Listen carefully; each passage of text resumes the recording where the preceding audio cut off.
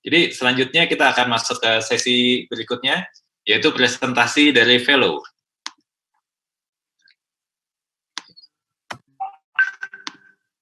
Jadi selanjutnya saya akan membacakan biografi dari dua orang fellow yang akan presentasi hari ini. Yang pertama adalah Dr. Indra Wahyu Saputra, yang merupakan kardiologis pada Rumah Sakit Karsa Husada di Batu, Malang, dan saat ini menjalani program fellowship di Sarawak Hospital.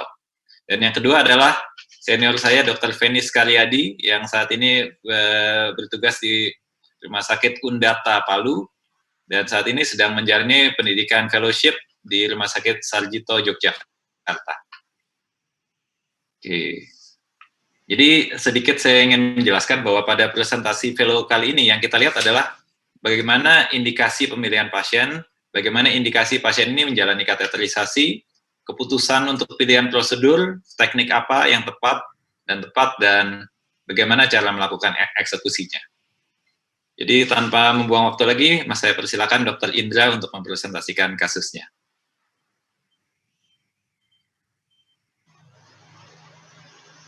Assalamualaikum warahmatullahi wabarakatuh. Suara saya jelas, Dok? Jelas, Dr. Indra. Videonya juga ada, Dok? Ya, slide-nya juga terlihat jelas. Oke, terima kasih. Selamat siang, Dr. Wisnu. Selamat siang, Dr. Sunaria, dan para supervisor maupun konsulen yang lain dan rekan sejawat yang lain. Saya akan mempresentasikan tentang case pemakaian drug coating balloon pada CTO. Sebagai pembukaan, DCP ini merupakan perkembangan terbaru dalam PCI, sukses pertama kali diaplikasikan pada pasien-pasien ASR, baik itu DES maupun BMS. Namun beberapa tahun terakhir ada bukti yang kuat bahwa dapat digunakan juga pada small vessel disease. Pada beberapa aplikasi juga dapat digunakan pada akut myocard infarct, CTO maupun bifurkasio, namun masih dalam investigasi lebih lanjut. Kasus 49 tahun, laki-laki dengan histori non-STEMI, faktor risiko hipertensi maupun dislipidemia dengan echo left ventricle EF 40-45% dengan hipokinetik pada dinding inferior. Dari diagnostik kita didapatkan di sini adanya left main minor disease, di mana dengan adanya stenosis sekitar 40-50% di proximal maupun mid dari LAD, kemudian dari circumflex juga didapatkan stenosis kurang lebih 70%, gambaran lebih jelas pada waktu spider, juga didapatkan kolateral yang cukup bagus dari distal LAD maupun septal ke RCE maupun juga dari distal circumflex. Dari gambaran LO kranial maupun spider, dapat kita lihat juga kolateral cukup bagus dari left coronary system. Di sini juga dapat terlihat adanya kolateral dari distal LAD ke arah konus. Gambaran RCE didapatkan bahwa adanya total oklusi yang cukup pendek di proximal RCE, kemudian di situ disertai ada bridging kolateral dan adanya kolateral ipsilateral di RCE ke distal. Dari penghitungan stab score kita 17 dengan stab score 2, 4 tahun kematian, PCI sebesar 7% dengan CLBG sebesar 2,5%, di mana JCTO score 0 poinnya, dengan kemungkinan kita dapat menembus CTO dengan wire dalam 30 menit sebesar 92%.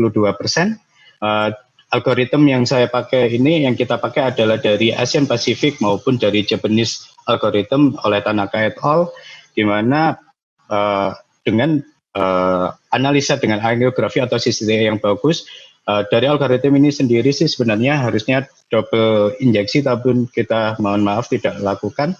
Kemudian proximal cap angularity tidak didapatkan, dan distal vessel dari kolateral cukup bagus, sehingga kita coba untuk pendekatan lewat undergrade.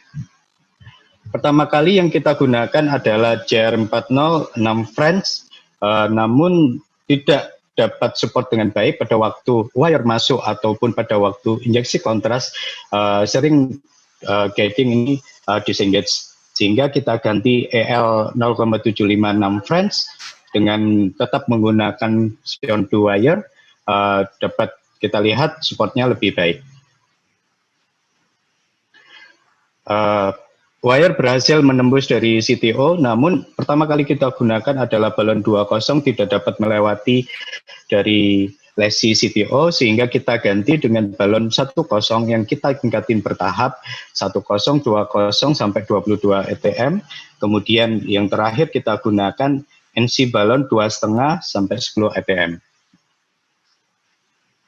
Setelah predilatasi dapat kita lihat di sini lesi cukup panjang dengan adanya diseksi non-flow limiting type B dan TIMI flow masih 3, kemudian residual stenosis 30-40%.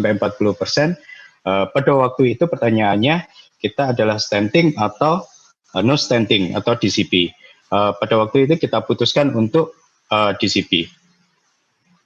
Kita menggunakan Squenplus Neo DCP 3040 mm selama 60 detik, di mana pada waktu dilatasi balon DCP tidak didapatkan perubahan hemodinamik, tidak juga didapatkan perubahan yang berarti dari ECG maupun ada keluhan yang berarti. Hasil terakhir, di mana ada residual stenosis 30-40% dengan tetap diseksi tepi, non-flow limiting dengan TIMI flow 3, sehingga kita terima pada waktu itu prosedur dan kita hentikan. Planning DAPT selama 1 tahun karena subset dari klinis dari pasien ini adalah non-STEMI, kemudian kita akan lakukan angiografi ulang follow up dalam 3 bulan berikutnya. Kontras yang kita gunakan 120 ml dengan fluoro time 15 menit.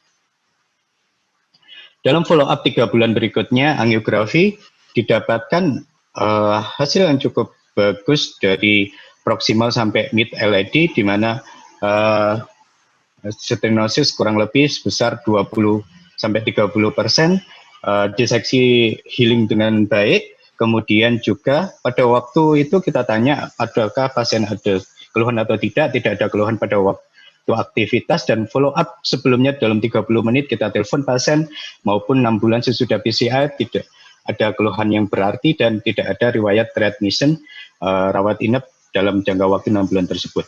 Sebagai diskusi, pemakaian DCP sendiri rekomendasi dari ISC tahun 2018 1A untuk pasien-pasien ASR, BMS maupun DS. Bagaimana pada pasien-pasien CTO, ini trial, ada beberapa trial, namun masih dalam investigasi yang lebih lanjut, cukup baik, namun memerlukan pasien-pasien atau randomized trial. Bagaimana dengan diseksi sendiri? Diseksi dari penelitian dari Cortis bahwa pasien-pasien di situ 156 pasien yang mendapatkan DCP, 52 pasien terjadi ada diseksi tipe A sampai C dengan TIMI 3 flow.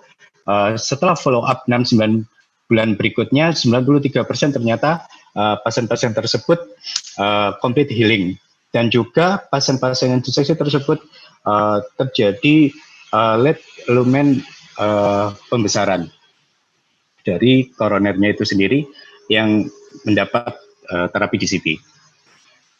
Untuk bagaimana untuk DAPT-nya? DAPT pada pasien ini 12 bulan karena ACS, kemudian untuk pasien atau subset yang lain dapat potensi lebih pendek pemakaian DAPT seperti 1-3 bulan. Sebagai konklusinya, DCP ini akan meningkatkan atau memperkaya modalitas dari intervensi kardiologis jika didapatkan non-flow limiting dengan residual stenosis yang kita dapat terima kurang dari 30% dengan TIMI flow 3, maka DCP dapat menjadi alternatif. Terima kasih. Ya, terima kasih banyak, Dr. Indra. Sungguh menarik sekali ini kasusnya ya.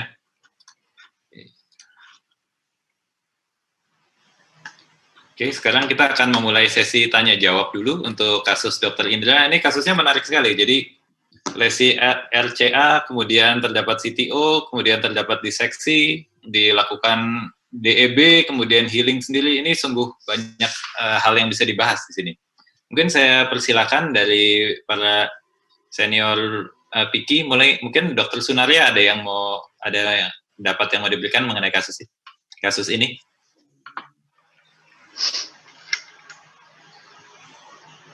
Ya, terima kasih Dr. Indra.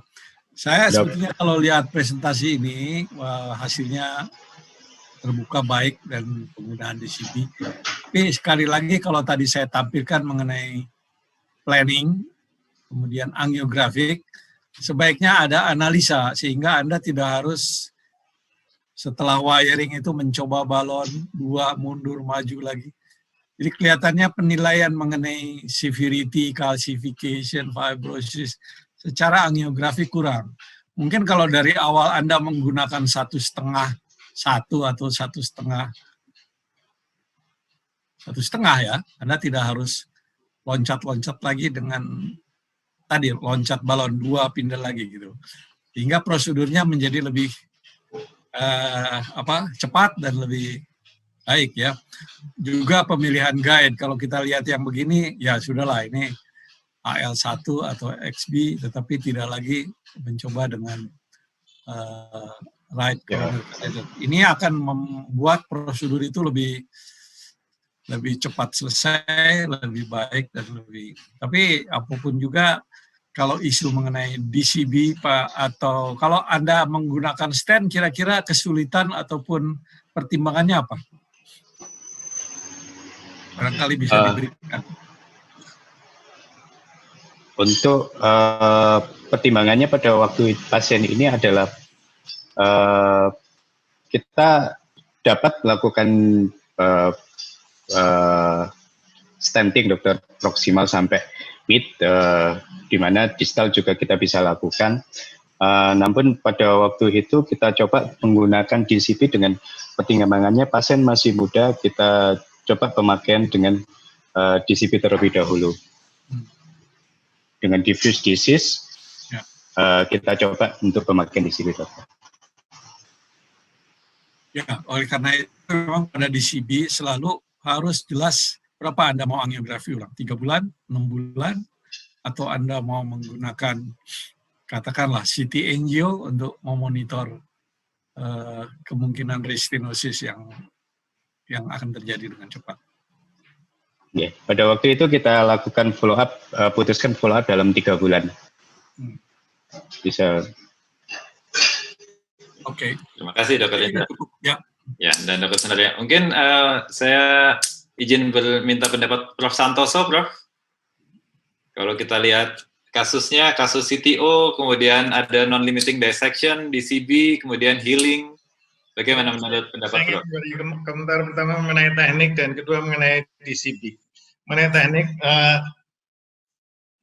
ya saya mengucapkan selamat, berhasil, bisa terbuka.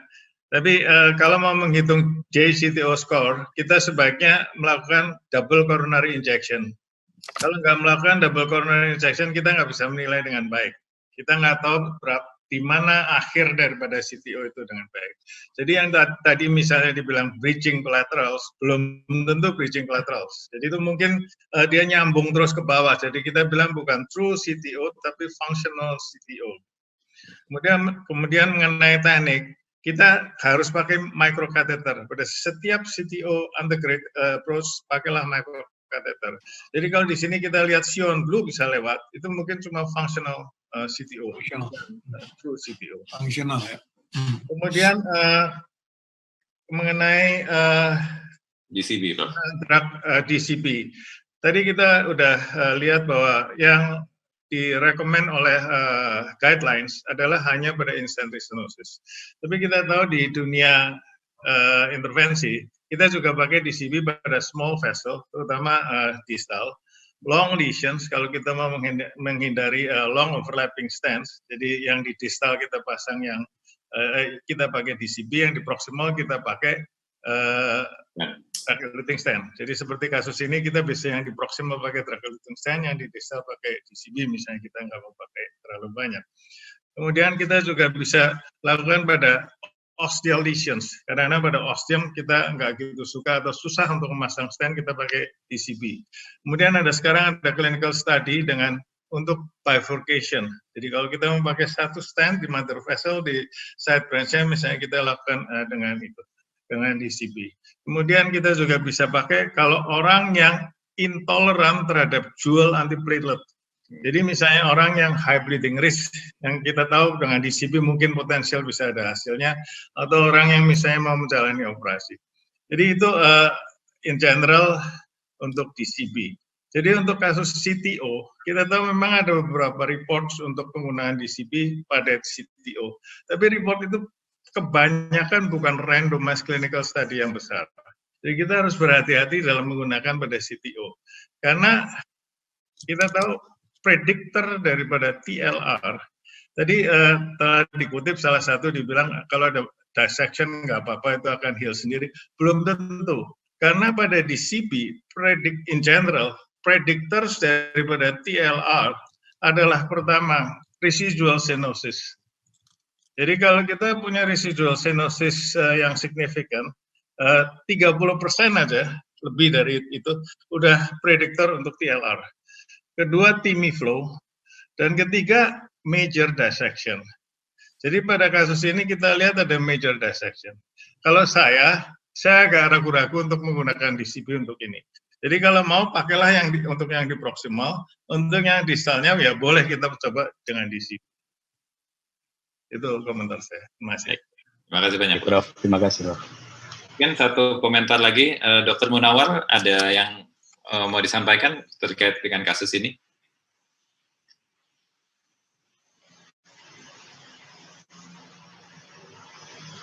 Ya, terima kasih Dr. Wisnu. Terdengar suara saya? Terdengar, Dr. Saya kira sudah disampaikan sebaik oleh Dr. Sunaria maupun Dr. Prof. Santoso. Tapi yang harus kita kalau kita melihat memang ini satu CTO dan kita bisa lihat bahwa ada kolateral, bisa mengisi ke RCA dan sebagainya. Mau tidak mau kita mesti harus dual access. Itu dalam teknik CTO dimanapun juga. Karena tadi sudah disebut barangkali tidak panjang CTO-nya dan memang terbukti bahwa dengan wire Sion blue, Sion blue atau regular Sion, dia akan bisa menembus.